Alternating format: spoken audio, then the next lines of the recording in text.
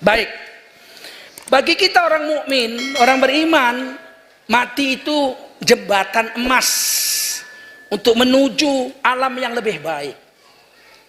Kalau kita beriman dan beramal soleh, begitu kita masuk kubur, iman diperiksa. Begitu kita hari kiamat, amal diperiksa. Ini harus penting kita pelajari, sebab orang-orang jil, jaringan Islam liberal, dulu zaman dulu namanya Mu'tazilah, diambil sama Eropa menjadi paham rasionalisme. Paham rasionalisme mendulukan otaknya, akalnya daripada Quran dan hadis. Dibawa ke Amerika menjadi humanism. Oleh Nurcholish Madjid di Amerika, dibawa pulang ke Indonesia jadi liberal. Paham liberal. Liberal ini sebetulnya kafir. Karena meminggirkan Quran dan hadis demi kafir. Sama komunis beda-beda tipis lah. Cuman yang satu di sisi kanan, satu sisi kiri. Ada yang liberal sini, tobat semua. Daripada mati digebuk malaikat maut. Ku kasih tahu betul-betul ini, jangan main-main. Berani sama malaikat maut, berani.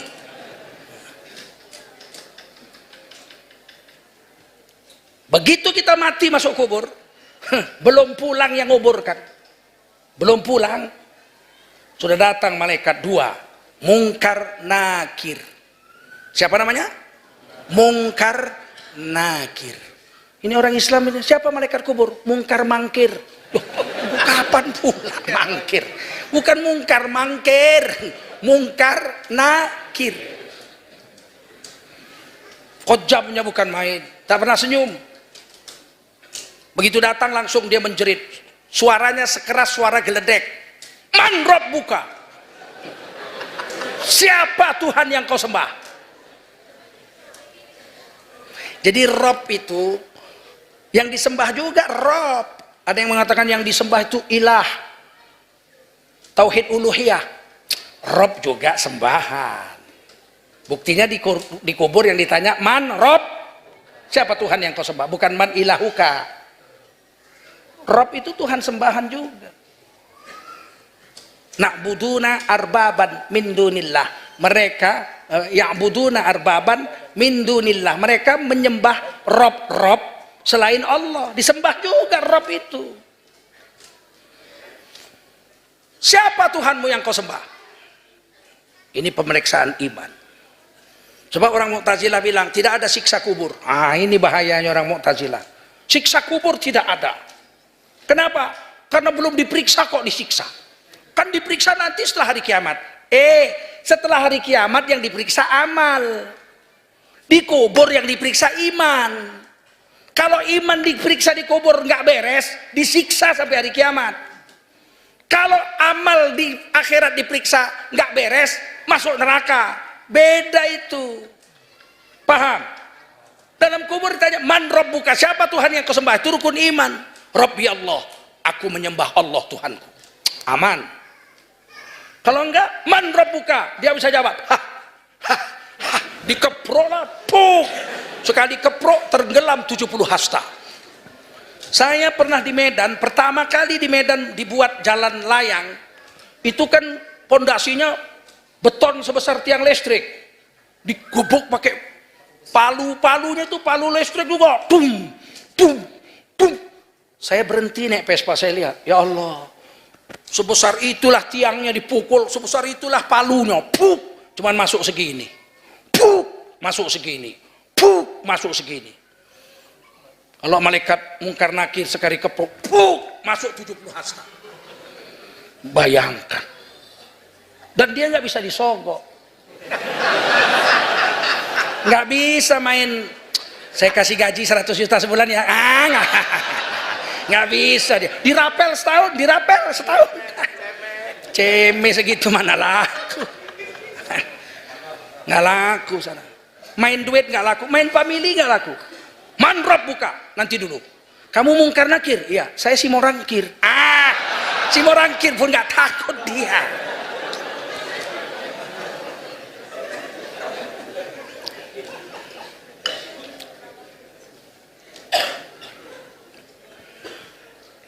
Pertanyaan kedua, ma imamuka, kitab yang menjadi peganganmu apa?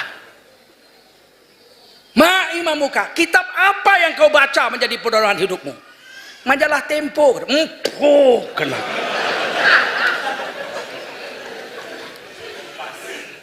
Kompas, Metro tipu, pak. Lebih keras lagi pukulan itu.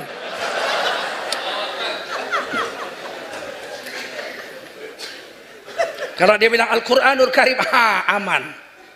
Pertanyaan ketiga, man nabiyuka, siapa nabimu? Yang menjadi pedoman hidupmu dari ujung rambut sampai ujung kaki, lahir dan batin, kau ikut siapa kau?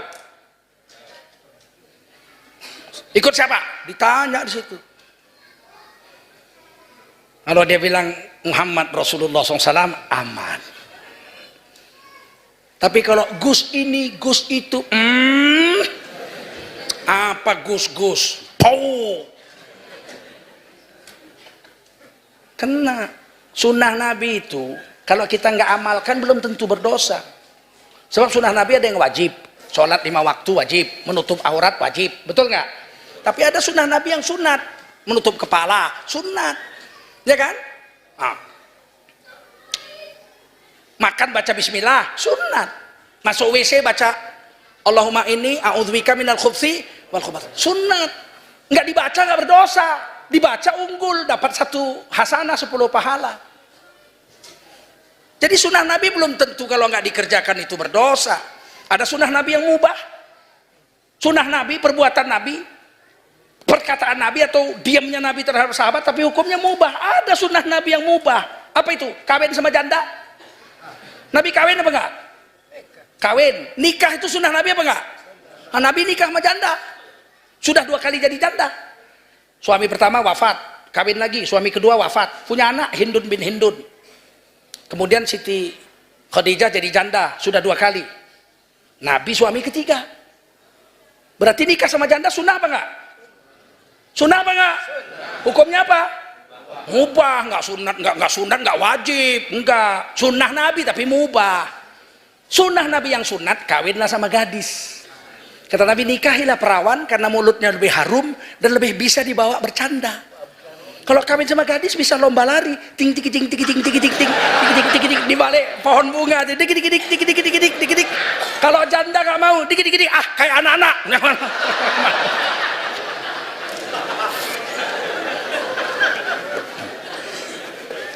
Tapi nikah sama janda kan sunnah, betul nggak? Menggembala kambing, Nabi menggembala kambing, sunnah, tapi mubah. Berdagang, Nabi cari makannya pertama sebelum jadi Nabi apa? Berdagang, sistemnya mudharabah bagi hasil. Apakah berdagang itu sunnah Nabi? Sunnah Nabi. Wajib? Tidak. Sunat? Tidak. Apa? Mubah. Kalau sunnah Nabi, ada yang wajib, ada yang tidak. Gak dipakai pun sunnah Nabi, belum tentu berdosa. Tapi menghina sunnah Nabi, dia tahu itu sunnah, dia hina, murtad, bukan berdosa, murtad, keluar dari Islam. Karena menghina Rasulullah. Sudah tahu dia Rasulullah berjenggot, dibilangnya kambing, mbek, murtad. Kalau dia tidak berjenggot, belum tentu berdosa. Sebab berjenggot ini tidak semua ulama mewajibkan.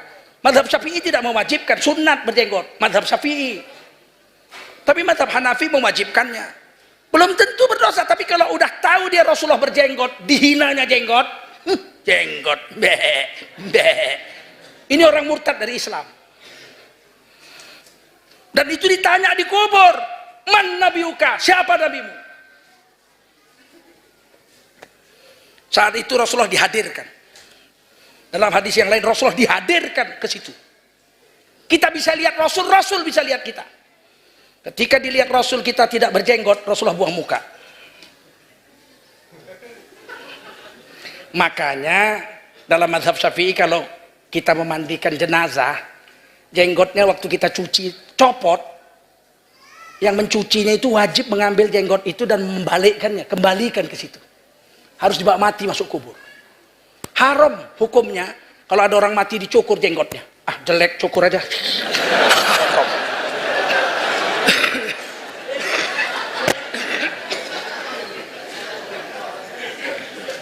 Mencukur jenggot orang mati haram. Apalagi mencukur jenggot orang hidup, ditaboknya lah. Saya mau dicukur jenggot saya, kutabok lah. Justru istriku jatuh cinta lihat jenggotku ini. Gimana ente? Di kubur ditanya, man nabiyuka, siapa yang menjadi ikutanmu lahir dan batin? Kita jawab, Rasulullah sallallahu alaihi wasallam. Pertanyaan keempat, man ikhwanuka, siapa temanmu? Siapa temanmu? Ditanya. Siapa temanmu? Dia jawab, teman Ahok. Kena ini orang.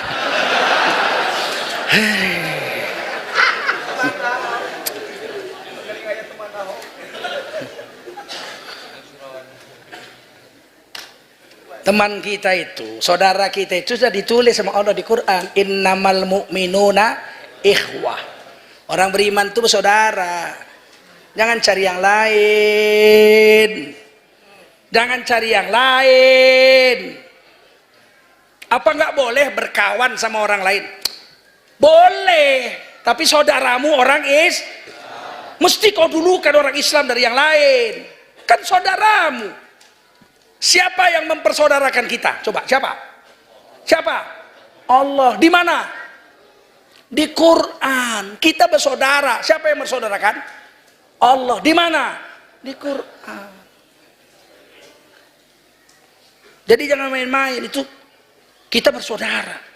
Tentu kita harus dulukan saudara kita. Ini kadang-kadang biarlah pemimpin kafir asal jujur. Kulihat wajahnya, meleketek. Mana ada orang kafir jujur? Tuhannya jadi tipunya. Mana ada? Kafir sidik aja nggak ada. Kafir soleh aja nggak ada, apalagi sidik. Sidik itu jujur, itu satu derajat di bawah Nabi itu. Orang sidik itu satu derajat di bawah Nabi. Orang yang selamat di akhirat itu 4 golongan. Berapa? Wa may yuti'illaha war rasul. Siapa yang seumur hidup bisa taat sama Allah sama Rasul, fa ulaika ma'al ladzina an'ama Allahu 'alaihim minan nabiyyin was-siddiqin wasyuhada'i was-salihin wa hasuna ulaika rafiqa. 4 golongan ini. Orang yang taat sama Allah sama Rasul kalau mati akan dikumpulkan pertama dengan nabi-nabi. Nabi ada 124 ribu. Semuanya nabi 124 ribu. 313 diantaranya Rasul. 25 yang wajib kita kenal. Kalau nggak kenal kena rukun imannya compel. Meskipun nggak berturut-turut mesti tahu nabi itu yang 25 itu. Kalau disebut orang Idris, saya tahu Idris Rasul. Muhammad Rasul. Isa Rasul. Daud Rasul, saya tahu. Ilyas juga Rasul, saya tahu. Joko bukan. Mesti tahu begitu.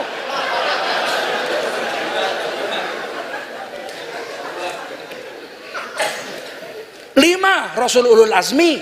Satu yang disebut Sayyidul Anbiya wal Mursalin. Begitu. Kita tidak bisa jadi nabi, mana bisa kita jadi nabi? Nabi sudah tutup, khotamun nabiyin sudah habis nabi. Nggak ada lagi nabi setelah Nabi Muhammad SAW. Tapi kita bisa bersama nabi. Kita nanti mati masuk surga Firdaus bersama nabi. Tetangganya Rasul. Bisa.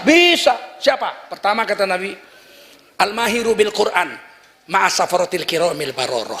Orang yang mahir dengan Quran akan bersama Rasulullah di surga Firdaus. Enggak semua orang bisa. Orang Arab aja belum tentu bisa baca Quran bagus. Saya waktu di Mekah orang Arab, Rabbana atina fid dunya hasanatan wa fil akhirati hasanatan. Apa hasanatan? Ini idgham. Apa idgham katanya? Arab kau Arab. Oh, bodoh juga rupanya. Enggak semua orang Arab pandai. Juara musabaqah tilawatil Quran banyak orang Indonesia. Betul? Betul? Iya, yang saudara seperguruan saya aja yang juara berapa?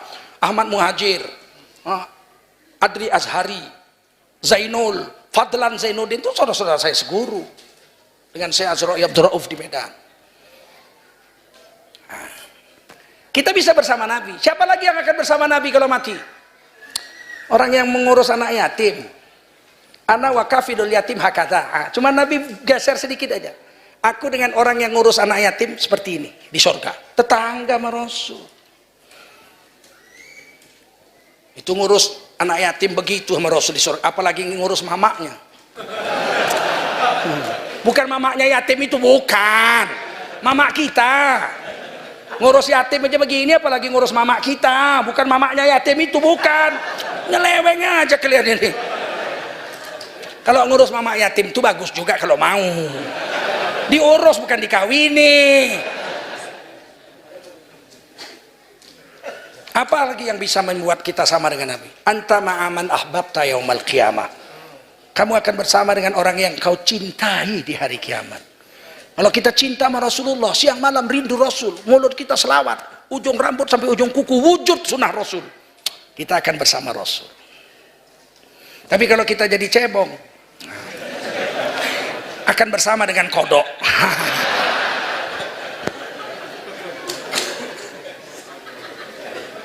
Kalian kok ketawa sih aku bilang begitu? Populer. Nggak nyindir, nggak, kebetulan aja. Yang kedua ma'as-siddiqin, orang-orang siddiq, orang-orang jujur itu nomor 2. Was-syuhada, orang mati syahid nomor 3. Was-solihin, orang soleh nomor 4. Mana ada kafir soleh? Kafir soleh aja nggak, kecuali namanya si soleh. Itu pun belum tentu soleh dia, namanya aja soleh. Orang kafir tidak bisa jadi soleh, orang kafir tidak bisa jadi syahid, mati syahid tidak bisa. Apalagi siddiq. Makanya aku ada orang bilang itu, biarlah pemimpin kafir asal siddiq jujur. Kepingin aku nggaru hidungnya. Jangan ketipu mas, jangan tertipu. Milih pemimpin ini pun termasuk akan ditanya di kubur. Man ikhwanuka, siapa kawanmu? Kena. Ini pemimpin penting, ini Indonesia ini pusing saya nih. 72 tahun merdeka, saya hidup sudah berapa zaman, orde lama saya hidup. Sengsara makan, mau makan nasi aja susah. Makan jagung, beras bulgur. Zaman Orde Lama makan bulgur. Minyak tanah antri. Kalau burger enak banget. Burger bekicot. Bulgur. Nasi campur jagung. Burger.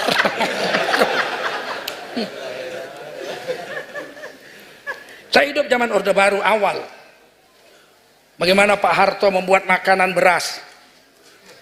Diserahkan ke IPB Bogor. Keluarlah bibit beras baru namanya IR24, IR28, PB4, PB8. Berasnya pendek-pendek, 4 bulan sudah bisa dipanen, bulat-bulat kayak makanan burung. Mengalami saya. Masa Indonesia disebut macan Asia. Sampai sekarang ini. Hampir nyungsep ini Indonesia. Pemimpin kita semuanya tidak ada menyakiti hati rakyat. Soal ekonomi jatuh turun, oke. Wajar aja. Pak Harto pernah 2 kali kena krisis. November 1978 dengan 1998. Pernah. Tapi tidak ada yang sempat makan rumput toh. Ada yang sempat makan rumput? Waktu Krismon dapat makan rumput? Ada? Ekonomi nggak repot. Yang paling repot tuh menghina agama, merusak agama, meminggirkan agama, dan menyakiti hati rakyat. Itu yang bikin sakit. Ibu-ibu, bapak-bapak, daging mahal, makan keong. Ini luar biasa menghina sama rakyat ini. Belum pernah terjadi menteri kita menghina rakyat seperti ini. Lebih kejam dari penjajah Belanda. Belanda di Medan dulu nanam tembakau deli. Dipanggil Tuan Menir. Dia bilang sama pembantunya, en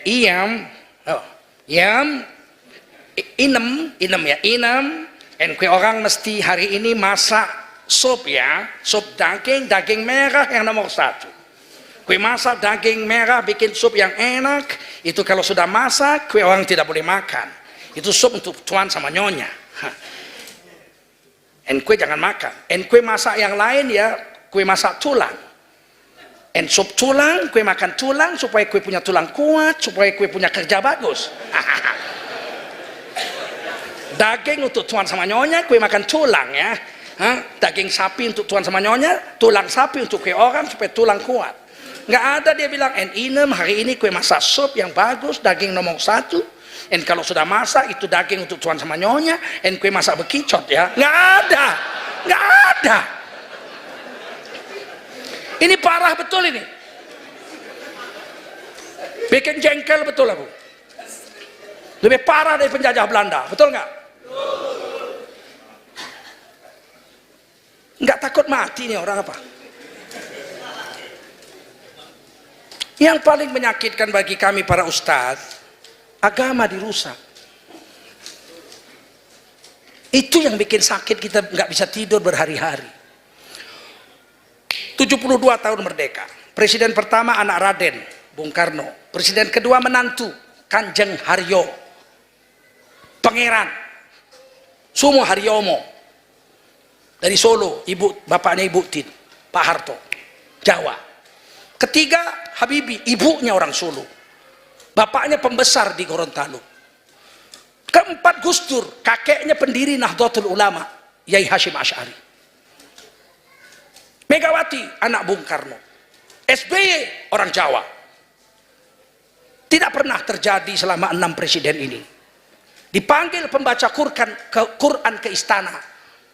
Baca Quran lagu Jawa. Nggak pernah. Tidak pernah. Tiba-tiba. Presiden ke-7. Dipanggillah Qori untuk membacakan acara Maulid Nabi di Istana Negara. Lagunya lagu Jawa.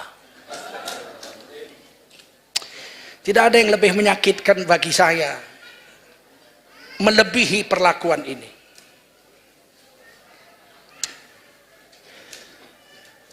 Coba bayangkan. Quran itu kan bahasa Arab, betul nggak? Wahyu Allah, betul nggak? Inna anzalnahu Qur'anan Arabiyya. Sesungguhnya Quran kami turunkan dalam bahasa Arab.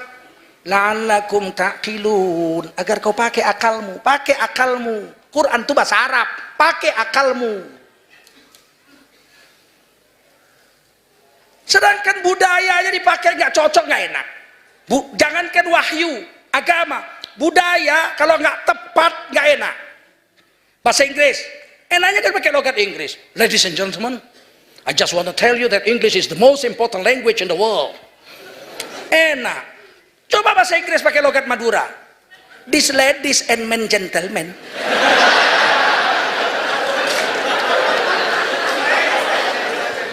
I just want to tell you that English isn't very important. Enak nggak?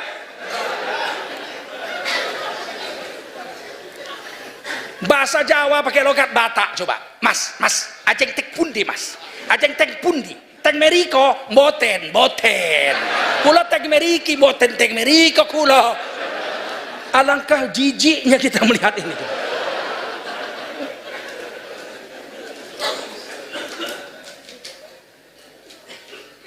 Begitu juga nyanyi. Kalau nyanyi Jawa, enaknya pakai logat Jawa, betul nggak?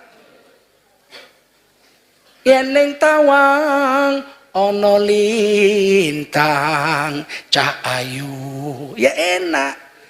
Sempet lagu Jawa logat Batak coba. Yeneng tawang ono lintang, dilempar orang lah suruh turun.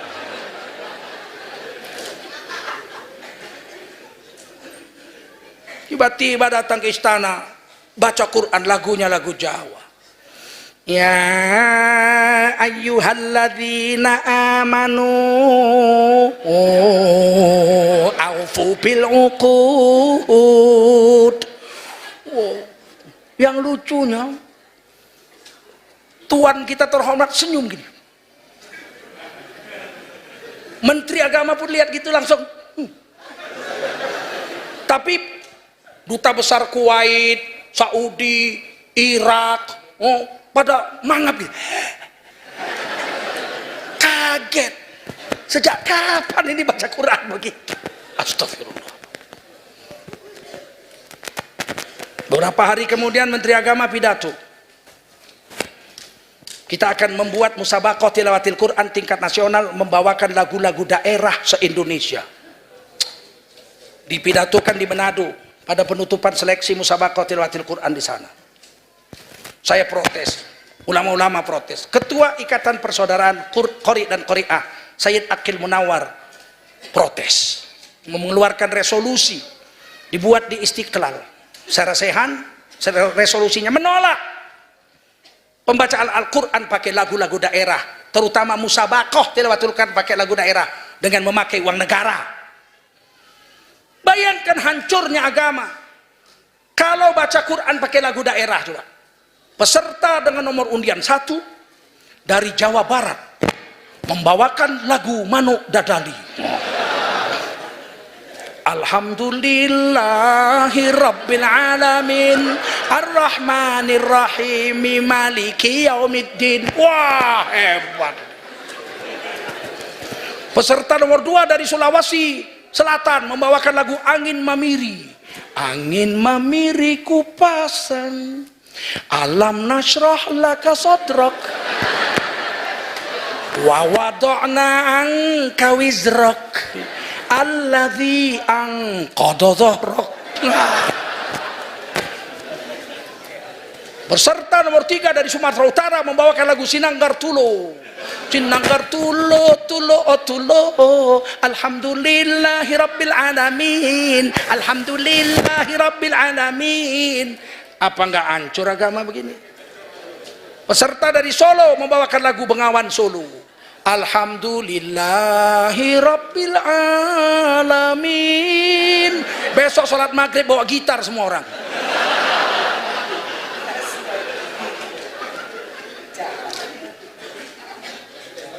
Aduh, tidak ada jalan lain lah. 17 April 2019 kita mesti milih presiden baru.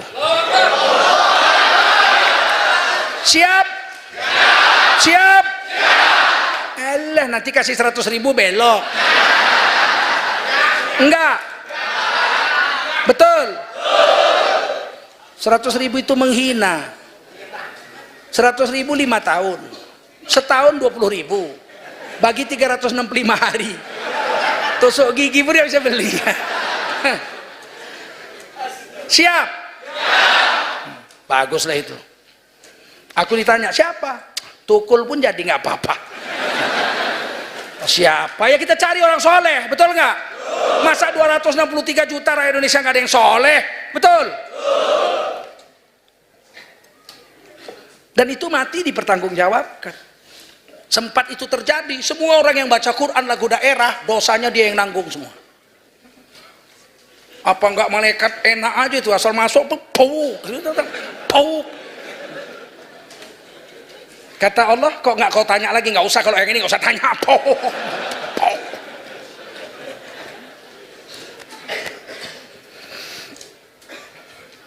Nah, bagi orang beriman, mati itu kadang-kadang disebut wafat. Mati kadang-kadang disebut wafat. Meninggal nggak pasti. Maka jangan bilang meninggal, kalau saya nggak suka. Meninggal itu banyak artinya, meninggalkan istri, meninggalkan anak, meninggalkan pekerjaan, meninggalkan dunia, meninggalkan kampung halaman. Banyak arti meninggal. Kalau mati satu aja artinya. Apa mati? Nyawamu dicabut malaikat maut. Habis. Matilah. Perkara jantungmu masih berdenyut, kau masih berlari, atau kau sedang main bola, atau kau sedang bernyanyi, pokoknya kalau malaikat maut datang dicabutnya, mati.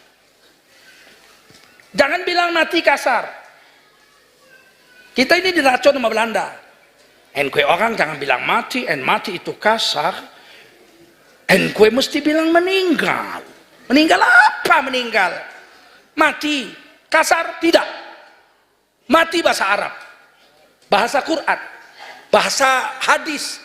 Iza mata ibnu Adam. Kalau mati, kalau telah mati anak Adam. Rasulullah pakai idza mata ibnu Adam, halus. Bahasa Rasul kok kasar.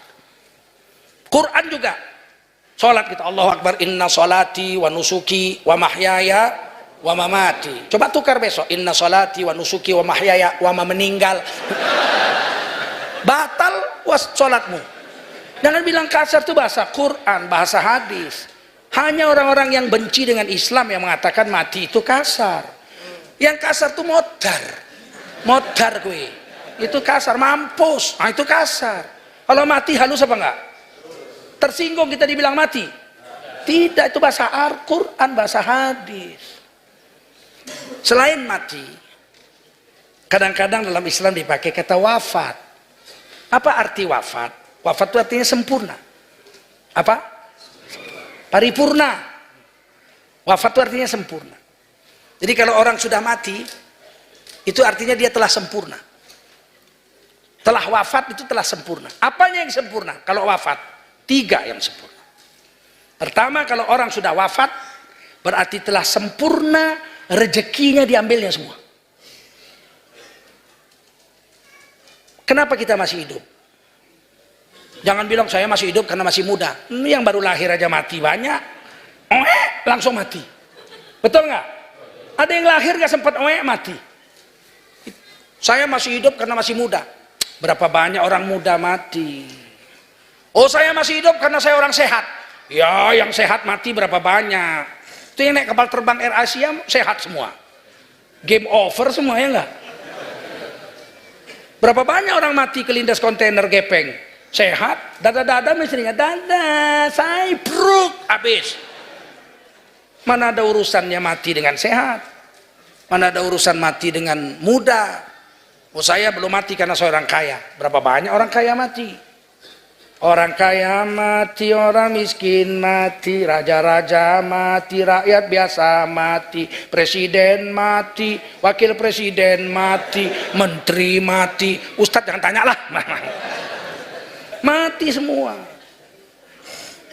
Apakah mati itu melihat sehat? Tidak. Melihat tua? Tidak. Kaya? Tidak. Miskin? Tidak. Tidak. Yang dilihatnya apa? Rezeki. Hadis qudsi mengatakan, Allah berfirman, anna nafsan lan tamut, itu nyawa manusia tidak akan mati hatta tastakmila rizquha, sampai rezekinya habis semua diambilnya, baru datang malaikat maut. Kalau ditakdirkan Allah makanan saya itu 60 karung beras, saya makan. Saya belum habis 60 karung itu saya belum mati. Tapi begitu habis 60 karung, malaikat Mikail lapor, ya Allah, makanan untuk Tengku Zulkarnain nggak ada lagi. Di laut nggak ada, di darat nggak ada, di langit nggak ada, di bumi nggak ada lagi, udah nggak ada lagi. Tinggal minumlah 1 botol aqua. Kata Allah, ya sudah, tugasmu hai malaikat Mikail untuk mengumpulkan rezeki bagi Zulkarnain sudah habis. Hari ini tugas malaikat maut menyelesaikannya. Begitu teguk terakhir saya minum, itu malaikat maut sudah hitung mundur 10, 9, 8, 7, 6, 5, 4, 3, 2, 1. Satu napas nggak nambah, nambah pun nggak nambah. Cup habis. Satu nggak nambah.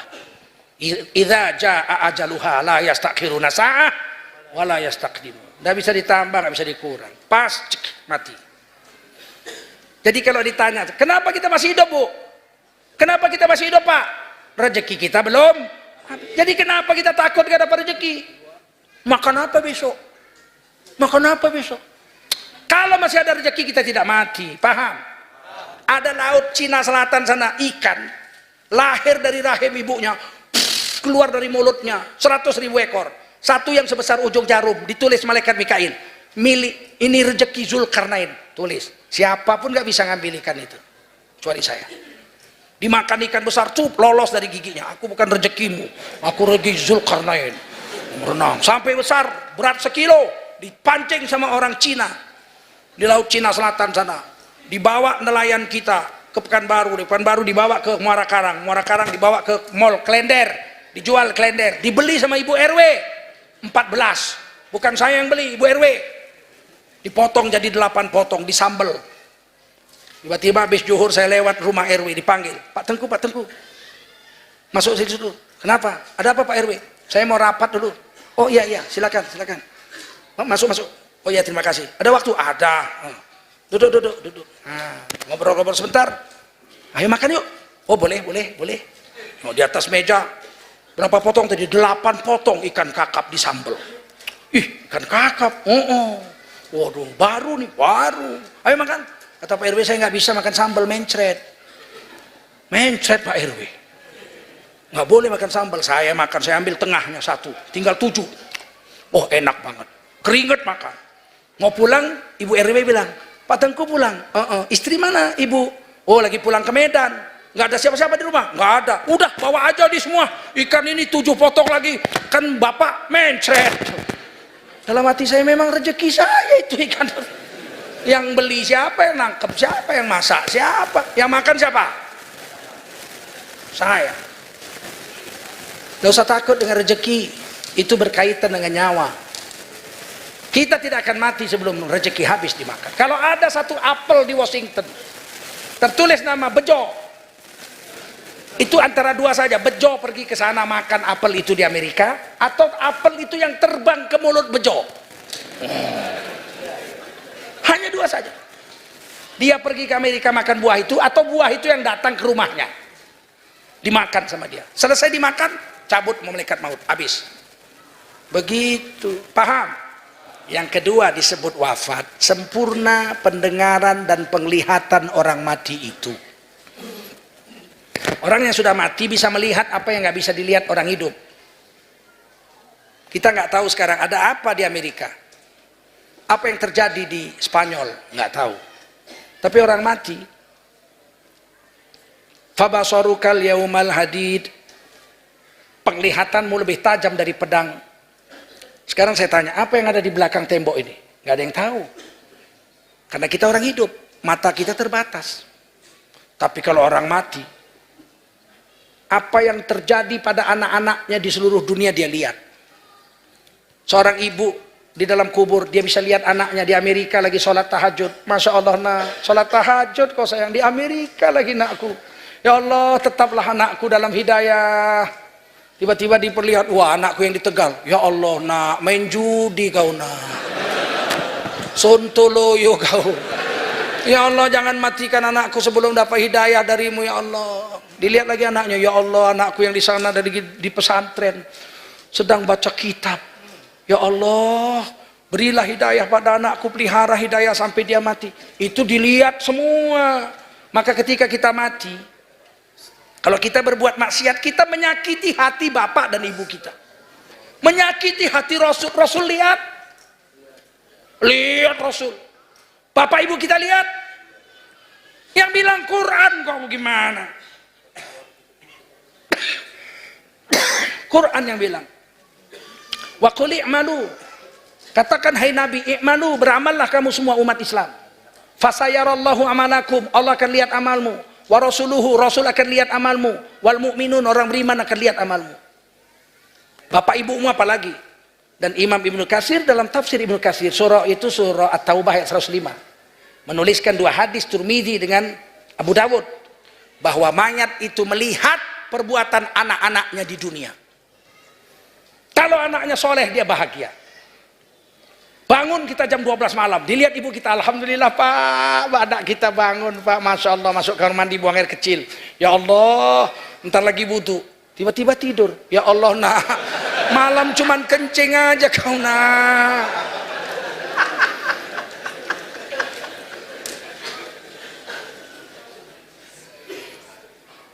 Pendengaran dan penglihatannya tajam. Bunyi sandal orang yang menguburkan mayat menyakiti telinga orang yang sudah mati lebih keras dari suara geledek. Salam orang yang datang ke kubur didengar oleh yang mati itu. Assalamualaikum ya ahlal kubur. Dengar apa enggak yang mati itu? Dengar. Kalau enggak, ngapain Nabi suruh kasih salam sama orang mati? Assalamualaikum ahli kubur. Pastilah dia dengar. Kalau enggak, ngapain Nabi suruh salam? Betul? Nabi enggak pernah suruh Assalamualaikum tiang listrik, Assalamualaikum pohon kayu, Assalamualaikum batu. Nggak ada. Kenapa mau orang mati Assalamualaikum ya ahlal kubur? Dia dengar minal muslimin wal muslimat, fa insyaallahu bikum lalahikun, satu hari kami akan nyusul kamu ke situ loh. Mereka jawab nggak? Jawab nggak? Jawab, cuma jawabannya tidak diperdengarkan. Kalau diperdengarkan, jawara pun loncat pagar. Assalamualaikum, waalaikumsalam. Oh. Yang ketiga, disebut wafat sempurna adalah sempurna amalnya. Kullu nafsin dha'iqatul maut, tiap yang bernyawa mesti mati. Wa innama tuwaffawna ujurakum yaumal qiyamah, hanya saja dengan matimu itu kami ingin melipat gandakan bayaran pahalamu di hari kiamat. Satu orang bangun masjid 1 miliar, jadi masjid 1 miliar, Allah bayar pahala paling sedikit 700 miliar. Bisa lebih banyak. Itu Quran surah Al-Baqarah. Kama sali habba ambatat sab'a sanabil fi kulli sumbulatin mi'atu habba. Seperti nanam 1 biji di tanah, dari 1 biji tumbuh 7 tangkai, tiap tangkai berbuah 100. Kita bayar masjid 1 miliar, bangun, kita dapat pahala 700 miliar. Udah masuk catatan amal pasti. Lebih bisa. Tapi ada bonus. Itu yang disebut wafat itu. Semua orang yang sholat di masjid itu setiap hari pahalanya dikumpulkan jadi satu, diserahkan sama yang membangun masjid tanpa mengurangi pahala orang yang sholat di masjid itu. La yang kusu dzalika min ujurihim syai'a, itu hadis Muslim.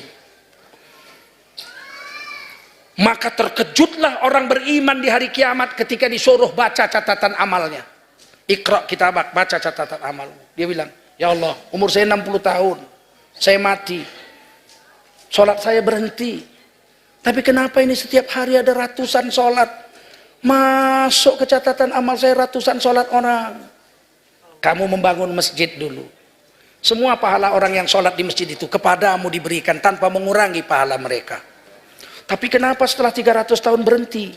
Ada perang, masjidnya dibom orang, hancur masjidmu, tak ada lagi orang sholat di situ. Betapa hebatnya. Ya Allah, aku tak bisa baca Quran, aku buta huruf sampai mati tak bisa aku baca Quran. Tapi kenapa setiap hari ada pahala orang baca Quran ini? Ada yang khatam lagi. Itulah masjid kau itu. Ada orang baca Quran situ, dibikin pula madrasah hafiz Quran situ. Semua orang yang baca Quran di masjidmu sama kamu pahalanya tanpa mengurangi pahala mereka. Inilah yang disebut wafat itu. Allah mau menyempurnakan pahala kita di hari kiamat nanti. Paham? Kalau kita pilih pemimpin yang soleh, semua perbuatan baik yang dibuat oleh pemimpin soleh itu, kita akan mendapatkan bagian pahala. Tapi ketika pemimpin yang soleh itu kita angkat, setengah jalan dia khianat, seluruh dosanya dia yang mikul, kita nggak ikut. Ini kita ditakut-takuti kalau pilih pemimpin, nanti kalau dia berdosa kau ikut. Enggak, kalau dia orang soleh kita angkat, dia jahat di belakang kita, dia yang tanggung, orang dia orang Islam kok. Kita enggak, amanah kita berikan kepadanya ini 5 tahun. Kalau dia khianat dia yang tanggung jawab, kita enggak ikut. Jangan golput. Ini kita mau sholat isya nih, kita panggil dia imam 3 orang. Siapa imam? Bapak lah. Oh, kamu lah. Bapak lah. Aku agak serak. Bapak lah. Ya, dia jadi imam. Kita angkat dia jadi imam sholat isya. Tiba-tiba 2 rakaat dia kentut, karena nggak bunyi, diteruskan aja sama dia. Yang berdosa yang ngangkat atau imamnya? Yang ngangkat ikut dapat dosa nggak? Enggak, karena dia orang berakal, dia orang Islam, dia tanggung jawab, diberi amanah kok khianat. Paham? Tapi kalau yang kita angkat orang kafir, sini dulu bah, Gultom sini dulu. Apa? Aku bukan orang Islam, aku nggak punya agama, aku PKI aku. Jadi imamlah kau sekali. Aku PKI, aku nggak ada agamaku. Sekali-sekali variasi. Jadi imamlah PKI yang nggak percaya Tuhan, nggak kentut pun dia masjid ini berdosa semua. Betul nggak? Paham? Penting nggak itu milih pemimpin yang soleh? Bertanggung jawab nggak di hari kiamat nanti? Udah pandai lah kalian kalau begitu. Udah 9:30. Tadi mulai jam 8 loh. Janganlah kita menyesal di kubur. Kalau nanti kita iman nggak beres di kubur, kubur itu berubah jadi lembah neraka. Iftahu baban ilan nar. Kata malaikat, bukakan pintu yang tembus dari kuburannya ke neraka. Ciumkan bau busuk neraka setiap hari kepadanya. Panas neraka itu uapnya, kirim ke kuburannya. Maka menyempitlah kubur sesempit-sempitnya sampai tulang rusuknya tikam menikam satu dengan lain. Maka Nabi berdoa, wala taj'al qabrahu khufratan min khufarin niron. Jangan jadikan kuburnya seperti lembah neraka. Menyesal di kubur nanti. Oleh karena itu mari kita gemakan, kita hidupkan agama dalam kehidupan kita. Setiap satu sunnah Nabi kita buat, kita dapat 10 pahala, 1 hasanah. Masuk WC aja kita bisa dapat 80 pahala, 8 hasanah kalau caranya cara Nabi. Langkahkan kaki kanan, dapat 1 hasanah, 10 pahala. Baca doa Allahumma inni a'udzubika minal khubthi wal khaba'is, dapat 2 hasanah, 20 pahala. Jongkok waktu buang air besar, air kecil, 3 hasanah, 30 pahala. Istibroh waktu buang air kecil 4 hasanah, 40 pahala. Tutup cuci dengan air istinja, 5 hasanah, 50 pahala. Tutup aurat sempurna di kamar mandi supaya keluar aurat kita nggak dilihat orang, 6 hasanah, 60 pahala. Waktu keluar dari kamar mandi, langkahkan kaki kanan, 7 hasanah, 70 pahala.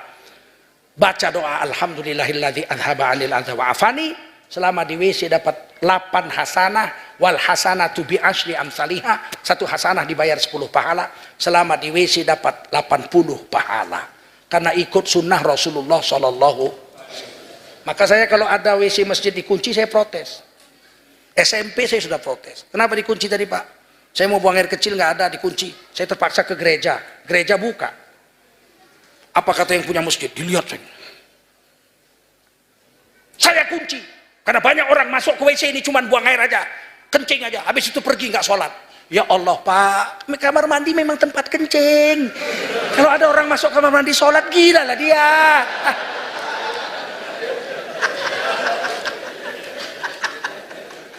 Itu kamar mandi memang tempat buang air kecil.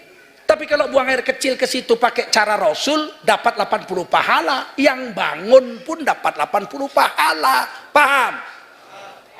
Yang mau masuk ke masjid, ke kamar mandi masjid buang air kecil, itu orang beriman. Kalau orang durhaka, apalagi kafir, ngapain susah-susah kamar mandi? Di bawah pohon aja, selesai. Betul? Ini semua akan ditimbang di hari kiamat. Penyebab siksa kubur adalah salah satunya nggak beres waktu buang air kecil. Ceboknya nggak beres, kecipratan sana sini. Di hari kiamat dia akan menyesali kehidupannya di dalam kubur. Demikian saja ceramah ini. Mudah-mudahan ada manfaat ya. Pesan terakhir, jangan lupa 17 April 2019. Ngapain? Bukan ganti presiden, pilih presiden baru. Nanti dibilang radikal baru tahu. Ganti presiden radikal. Kami ini udah susah nih. Rekomendasi 200 ulama nggak masuk. Nggak masuk. Kayak Jujun juga nggak masuk kan? Nggak masuk, apalagi saya. Kalian pun tak apa, kalian panggil-panggil pula kemari. Nggak masuk rekomendasi saya. Itulah ngerinya negara sekarang. Dulu mana ada begitu-begitu, ya nggak? Rekomendasi, kalau nggak ada sertifikat nggak bisa ceramah. Nanti hari raya kalian mau cari ustadz dari mana coba? 960.000 masjid dan musola se-Indonesia. Kemana carinya yang pakai sertifikat? Ayo, kalau yang mengeluarkan presiden dia nanda tanganin sampai gondol nggak selesai. 960. Jangan begitu. Menteri Agama akan menseleksi. Dia aja baca Quran entah betul entah enggak, ya kan? Rusak hari ini. Agama rusak betul. Rusak betul. Makanya hati ini rasanya sedih. Sedih sekali, ya. Kalau kami mau selamat, mau diam, bisanya kami diam, tapi kan berdosa. Adem, kaya lah. Yang paling hebat kalau menjilat, menurut pemerintah jilat. Oh kaya itu langsung. Aku pandai kali jilat aku. Mana bisa jadi ulama penjilat, betul nggak? Kemarin ada menteri kita bilang, majelis ulama itu kalau mengeluarkan fatwa harus kompromi dengan pemerintah. Kita itu kalau keluarkan fatwa dasarnya cuma Quran, hadis, qaul ulama, betul nggak? Kalau kompromi sama pemerintah mengeluarkan fatwa itu namanya bukan fatwa, namanya cincai. Apa namanya? Cincai. Macam-macam aja sekarang ini. Pak Harto aja nggak ngelawan. Zaman Pak Harto ada keluar majelis ulama fatwanya, haram Natal bersama antara orang Islam dengan orang Nasrani. Pak Harto nggak protes. Ini dikeluarkan fatwa harus kompromi sama pemerintah.